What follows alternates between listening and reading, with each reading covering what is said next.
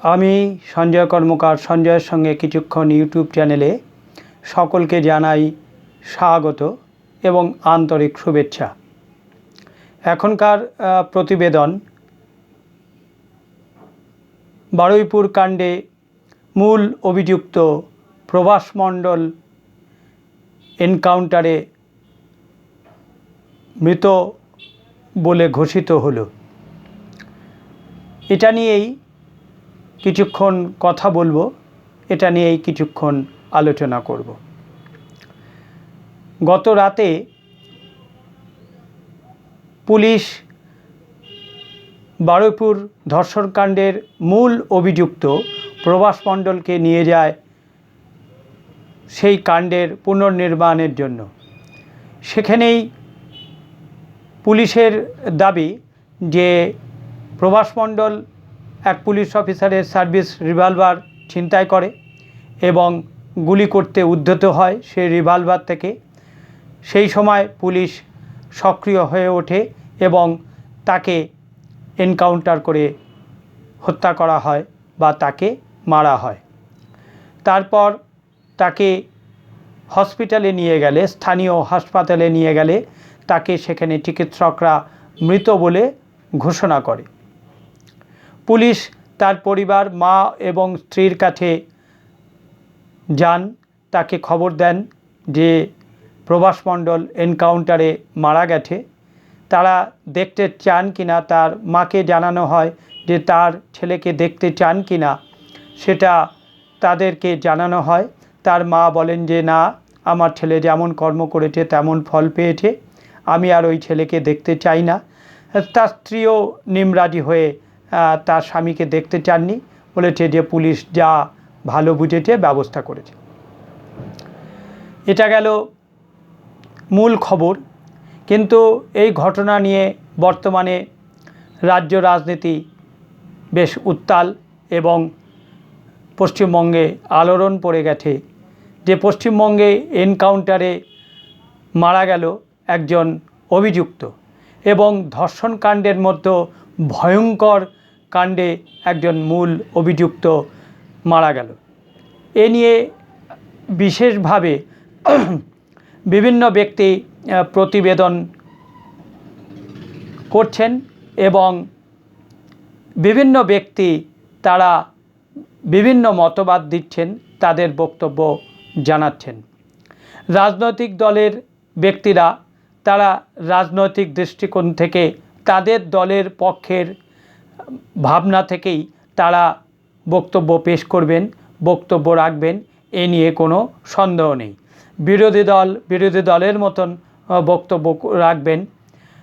কিন্তু যারা ভিকটিমস পরিবার, যারা নির্যাতিতার পরিবার, গত 15 বছর ধরে বিভিন্ন জায়গায় ঘটেছে, তাদের মতামতটা খুব গুরুত্বপূর্ণ এই কাণ্ডে, এই এনকাউন্টার কাণ্ডে, এবং সেটাই আমি গুরুত্বপূর্ণ বলে মনে করি এবং ব্যক্তিগত আমার অভিমত।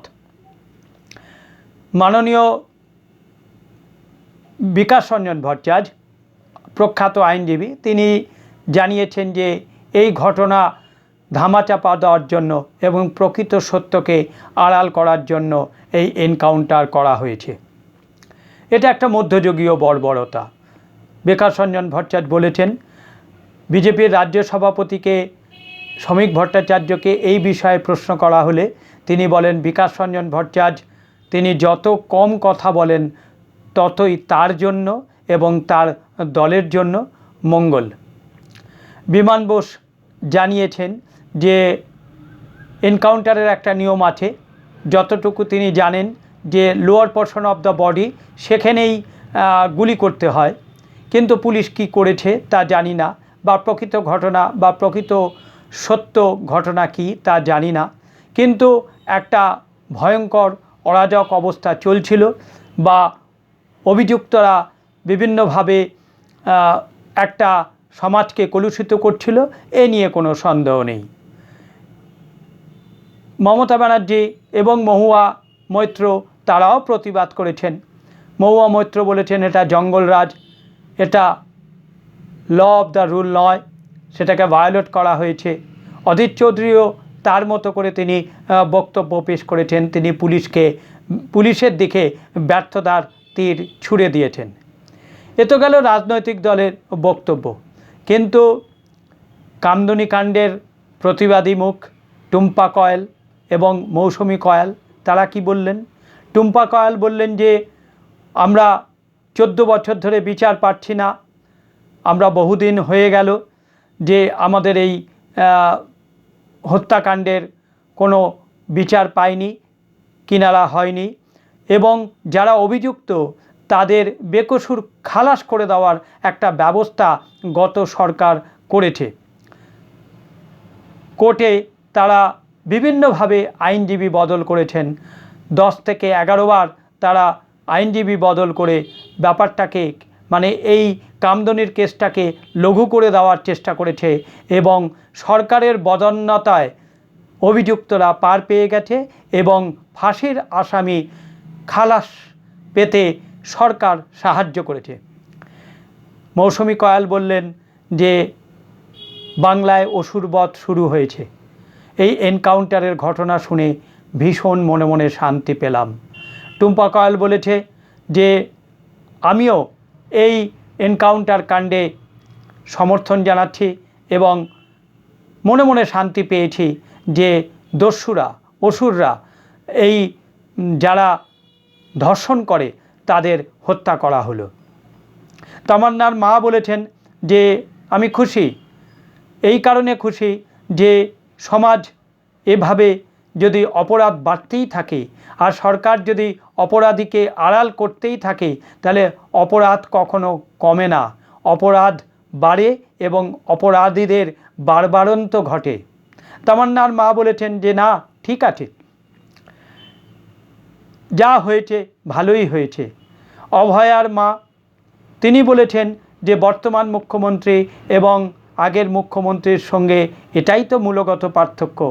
আগের মুখ্যমন্ত্রী তিনি অপরাধীদের আড়াল করেছেন, টাকার টোপ দিয়ে অপরাধকে ঢাকার চেষ্টা করেছেন। বর্তমান মুখ্যমন্ত্রী তা করেননি, তিনি যথাযোগ্য ব্যবস্থা নিয়েছেন। এইভাবে বরুণ বিশ্বাসের দিদি, যিনি বহু বছর ধরে বরুণ বিশ্বাসের বিচারের দাবিতে লড়াই করছেন, তিনিও বলেছেন যে এই এনকাউন্টার হওয়াতে তিনি অবশ্য মনে মনে শান্তি পেয়েছেন। তার কারণ অপরাধীরা শাস্তি পাক, এটাই সবথেকে বড় কথা। অপরাধীদের বিচার হোক, দ্রুত বিচার হোক, এটাই, দ্রুত শাস্তি পাক, এটাই কাম্য।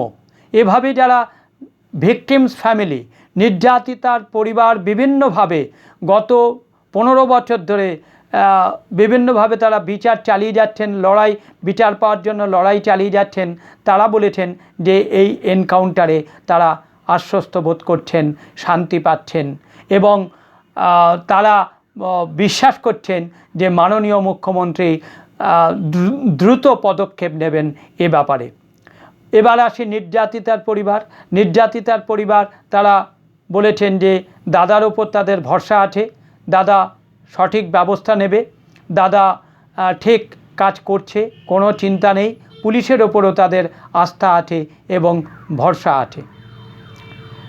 মাননীয় মুখ্যমন্ত্রী এই বার্তাটা দিতে চেয়েছেন যে অপরাধ করলে ছাড় পাওয়ার কোনো উপায় নেই, তাদের শাস্তি পেতেই হবে এবং ধর্ষণকাণ্ডের মতন গুরুতর অভিযোগে যারা অভিযুক্ত তাদেরকে অবশ্যই কঠোর এবং কঠিন শাস্তি পেতে হবে। সমাজে একটা বার্তা পাঠানোর একটা চেষ্টা মাননীয় শুভেন্দু অধিকারীর তরফ থেকে করা হলো এবং এই বার্তা ধর্ষকদের কাছেও গেল যে যারা এই কার্যে লিপ্ত হবে তাদেরও কিন্তু পরিণতি খুব একটা ভালো হবে না, বা তারা জেলে বসে খেয়ে দেয়ে হৃষ্টপুষ্ট হয়ে আইনজীবীদের দ্বারা লড়াই চালিয়ে যাবে হাইকোর্ট থেকে সুপ্রিম কোর্ট দীর্ঘদিন ধরে, তারপর তারা কোর্টে দাঁড়িয়ে বলবে মহামান্য বিচারপতি আমি নির্দোষ, সেই বলার অবকাশটা মনে হয় আস্তে আস্তে ফুরিয়ে আসছে। তার কারণ মাননীয় শুভেন্দু অধিকারী তিনি একটা ব্যবস্থা গ্রহণ করতে চলেছেন, নতুনভাবে তার সরকার, নতুন সরকার নতুনভাবে তিনি ব্যবস্থা গ্রহণ করতে চলেছেন। এটা প্রমাণ করে দিতে চলেছেন যে এটা বাংলার মেয়ের সরকার না, এটা বাংলার ছেলের সরকার। এটা দিদির সরকার নয়, এটা দাদার সরকার। এখানে অপরাধীদের আড়াল করা হবে না, এখানে অপরাধীদের সময় দেওয়া হবে না। তিনি সেই ব্যবস্থাই করছেন।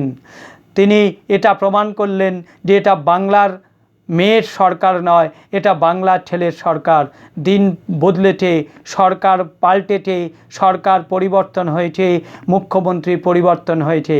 আগের সরকারের ক্ষেত্রে বহু কাণ্ডে, বহু এই রকম কুকাণ্ডে সরকার অপরাধীদের আড়াল করারই চেষ্টা করেছে। যেমন হাঁসখালির কাণ্ডে মুখ্যমন্ত্রী একটা তদন্তকে প্রভাবিত করবার জন্য মঞ্চে দাঁড়িয়েই তিনি একটা মন্তব্য করে দিলেন নিজের মতো, যা অনভিপ্রেত, অনাকাঙ্ক্ষিত এবং কাম্য বলে মনে হয়নি।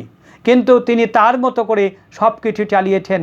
তার কারণ তিনি ছিলেন সর্বময় নেত্রী, সর্বময় কর্ত্রী। তিনি যা বলবেন সেটাই হবে, তিনি যা চাইবেন সেটাই হবে। কিন্তু আজকে সরকার বদলেছে, মানুষ কিন্তু তারা প্রতিবাদ বা প্রতিরোধে না গিয়েও বলা যেতে পারে যে মনে মনে হয়তো তারা ভাবছে যে অপরাধীর অপরাধ এরমভাবেই বুঝি তার শাস্তি হলে মানুষ বা নির্যাতিতার পরিবার মনে মনে খুশি হয়, মনে মনে শান্তি পান, মনে মনে তাদের কোথাও যেন ক্ষতের প্রলেপ লাগে। যে ক্ষত হয়, যে চলে যায়, তাকে ফিরে পাওয়া যায় না, তাকে কখনো ফিরে পাওয়া যায় না। মানুষের মৃতদেহের মূল্যায়ন কখনো হয় না, কখনো হবেও না। কিন্তু যখন কোনো পরিবারে একটা নাবালিকা এরম নৃশংসভাবে খুন হন, পাশবিক অত্যাচারে খুন হন, পশুর মতন যারা অত্যাচার করে একটা 11 বছরের নাবালিকাকে খুন করে, সেই মূল অভিযুক্ত যখন এনকাউন্টারে মারা যান, তখন মনে হয় সেই নির্যাতিতার পরিবার কোথাও যেন একটু আশ্বস্ত হন, ভরসা পান যে প্রকৃত বিচার হয়তো পাওয়া যাবে। এবং তাদের যে মনে ক্ষত হয়, সেই ক্ষতে কোথাও যেন একটু প্রলেপ লাগায় বা তাদের যেন একটু মানসিকভাবে আশ্বস্ত করে যে না, সরকার বিচার দেবে, সরকার আমাদের পাশে আছে, সরকার অপরাধীর পাশে নেই। এই কথা বলেই এখনকার প্রতিবেদন শেষ করছি। সবাই ভালো থাকবেন, সুস্থ থাকবেন, আনন্দে থাকবেন। আমার চ্যানেলটিকে লাইক করবেন, সাবস্ক্রাইব করবেন এবং আপনাদের গুরুত্বপূর্ণ মতামত প্রদান করবেন কমেন্টস বক্সে। আমার প্রতিবেদন ভালো লাগলে অবশ্যই শেয়ার করতে ভুলবেন না। আবার মৌসুমী কয়ালের কথায় রেশ ধরে বলি যে পশ্চিমবঙ্গে অসুর বধ শুরু হয়েছে। নমস্কার।